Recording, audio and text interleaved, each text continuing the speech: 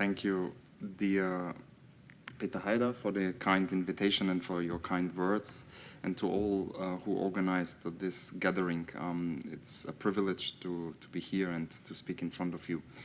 I was asked to present the book Critical Peace Studies. This gave me the opportunity to think about the bottom line and to think about the core principles of the peace research that I've done and the book. And I came to the conclusion that the core principles maybe are the principles of the French Revolution. So maybe Peter will never invite me again because I will not talk about the book. So mission failed, but yeah. Let me begin with maybe we are here in this United Nations building. So yeah, the United Nations, born from the ashes of humanity's darkest hours, has forged a legacy that transcends borders, ideologies, and generations. Today, so I'm very humbled to be here and to speak about the core principles of the critical peace studies. Let me begin with the Universal Declaration of Human Rights. Crafted in the shadows of genocide, this document remains humanity's moral compass. It declares for the first time in history that every person, regardless of race, faith, or nation, is born free and equal in dignity. And yet today, as we gather, Gaza stands as a hovering testament of our failure to uphold these principles. In response to the horrific and unjustifiable terrorist attacks by the Hamas on October the 7th, over 50,000 Palestinians, nearly half of them children, have been killed. Hospitals lie in ruins. Schools are shelter for the displaced, and parents write their children's names on their limbs to identify them if buried alive. The UN reports that 1.7 million people, almost 75% of Gaza's population, are now internally displaced, while famine stalks families forced to eat grass and drink polluted water. How can we invoke the Universal Declaration when entire lineages are erased by missiles, stamped with the flags of democracies? When the International Court of Justice warns of a plausible genocide and the world still averts its eyes. The children of Gaza are not collateral damage. They are litmus test of our commitment to the very ideals enshrined in this chamber of the United Nations. From Cambodia to Liberia, UN peacekeepers have saved countless lives. Over 1 million personnel have served in 72 missions since 1948. Protecting civilians, disarming combatants, and nurturing reconciliation. So this building in Vienna, home to the UN Office of Disarmament Affairs, has played an important role of preventing the spread of nuclear weapons and fostering dialogue and cooperation. Yet today, we witness painful contradictions. For example, in Palestine, over 200 UN humanitarian workers, such as doctors, have been killed. The deadliest conflict of UN staff in world history. These individuals who served under the UN flag to deliver food to starving children and shelter to traumatized families were not collateral damage. Their deaths are searing indictments of our collective failure to uphold the very principles of humanitarian law and protect those who risk everything to embody the UN mission. When aid convoys are bombed and UN schools turn to rubble, how can we speak of peacekeeping while guardians of the peace are buried beneath the logic of power politics and the logic of geopolitics? Similarly, the disarmament efforts forged in this very building are being undermined by the reckless modernizations of nuclear arsenals. Russia deployed more and more hypersonic missiles. The US modernized its 1.5 trillion nuclear triad, and other states such as China experiment with hydrogen bombs and stockpile warheads faster and deadlier than ever. This is not deterrence. It is a countdown to catastrophe. The very weapons we vowed to eliminate are now being rebranded as tools of security, even as they drain resources from climate action and poverty alleviation. Through institutions such as the UN Refugee Agency, UNICEF, and World Food Programme, the United Nations have been lifeline for 117 million displaced people, 25 million children fleeing war, and 345 million souls facing acute hunger. In this womb, we are surrounded by the echoes of their resilience. The UN amplifies voices too often silenced: women, indigenous communities, refugees, and youth.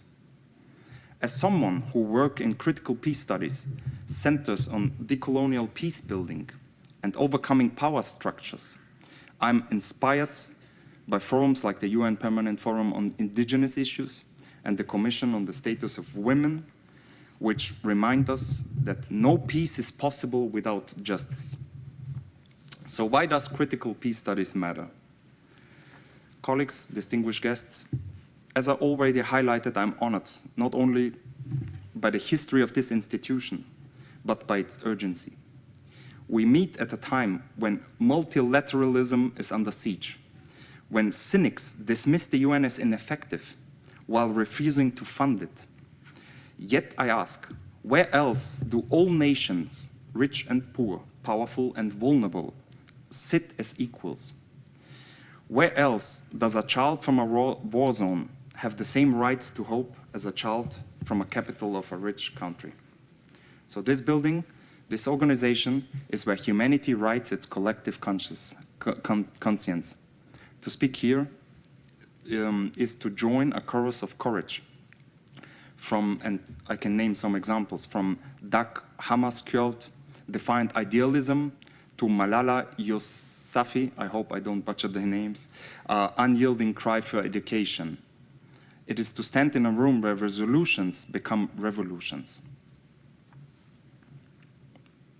So we gather today under a heavy shadow of a fractured world and fragmented world, a world where the thunder of drones drowns out the whisper of dialogue. And let me name some figures. In 2023, according to SIPRI, the Swedish Institute for Peace, global military spending soared to 2.2 trillion US dollars, the highest in world history. To put this in perspective, the US alone spent 877 billion, nearly 10 times the US annual budget for humanitarian aid.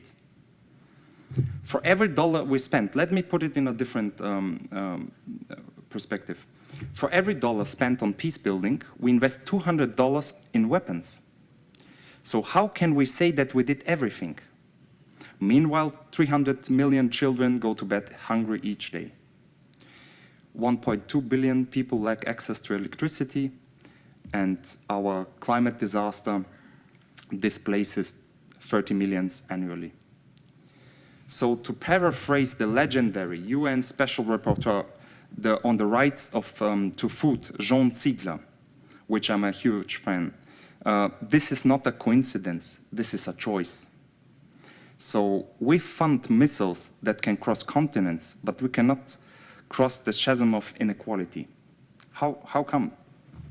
So critical peace scholars are indeed inheritors of the revolutionary frame first ignited in 1789, a flame that demanded égalité, fraternité, and solidarité, and not as abstract ideals, but as non-negotiable foundations of the human coexistence.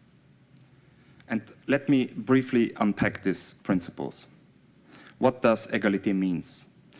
It means, for me as a critical peace scholar, dismantling hierarchies and demanding justice. The French Revolution's cry for égalité was a rejection of feudal oppression, but today's battles for equality are waged against subtle and yet equally vicious systems of exclusion and oppression. So critical peace scholars expose how structural violence, the invisible architecture of racism, patriarchy, and economic apartheid and neocolonialism denies millions the right to breathe, thrive, and even to survive. And I can name some examples, from the murder to George Floyd, to the imprisonment of many Uyghurs in China. State-sanctioned brutality reveals how equality remains a myth and an unfulfilled promise of the French Revolution. The richest 1% emit twice as much CO2 as the poorest 50%. And yet, it is the Pacific Islanders and the sub-Sahara farmers who drown, who starve, and burn. So, critical peace studies does not seek charity for the marginalized. It demands emancipation. It asks, whose security is prioritized when police budget balloons, but schools crumble?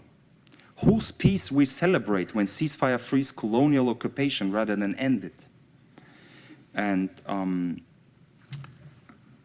with this, I come to the second point, fraternity.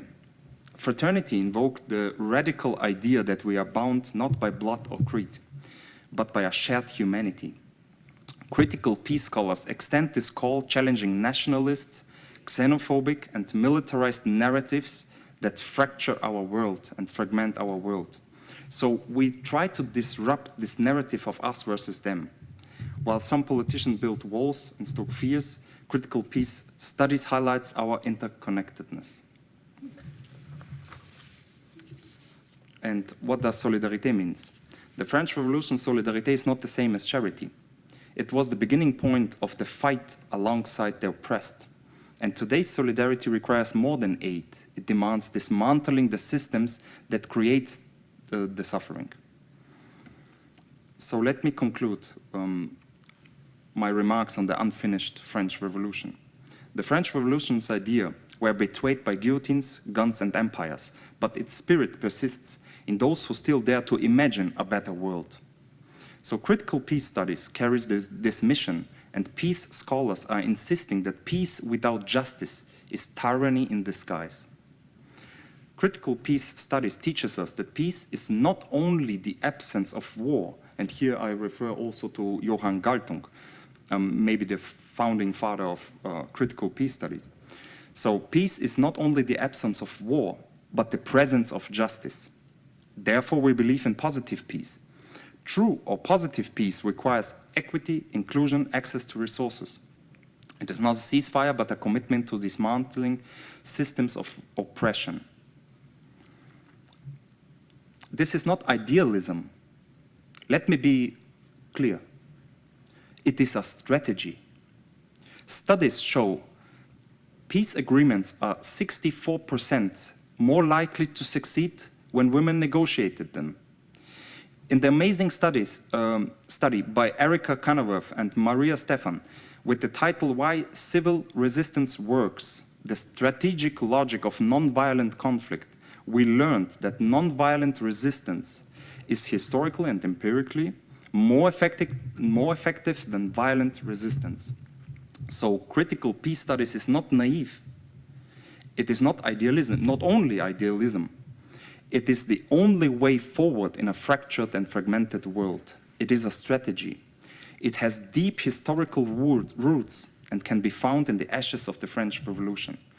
So dear delegates, dear friends, dear colleagues, we stand at a crossroads.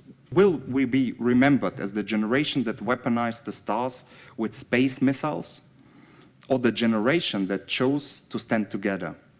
Today, let us reignite that dream. Let us reject the myth that violence is inevitable. Let us invest in the messy, imperfect, but glorious work of peace. The next chapter of humanity will not be written by drones or dictators. It will be written by farmers planting hopes and by teachers in refugees camps. And to paraphrase Audre Lorde and Martin Luther King, they reminded us, we must learn to live together as brothers and sisters or perish together as fools. So thank you that you opened your heart and listened to me.